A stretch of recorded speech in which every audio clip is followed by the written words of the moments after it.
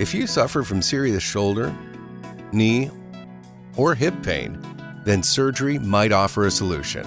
Thankfully, many of these procedures are less invasive than ever before, thanks to modern technologies and surgical techniques. Just ask Watson Clinic orthopedic surgeon Dr. Marc Volpe. Oftentimes, it is important to come in early. It doesn't mean that we're going to recommend surgery, but at least you understand what your options are and what your pathology is.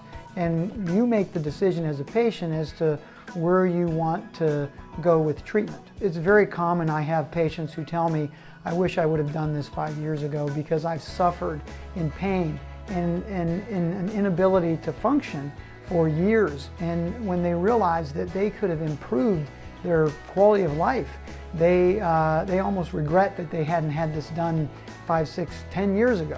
From joint replacement and reconstruction to general injury care, Dr. Volpe can help you stay active through every phase of your life. I really do, again, enjoy trying to help people, trying to get them to a place that's better for them, both from their quality of life standpoint and their ability to function. Dr. Marc Volpe is now available for patient appointments.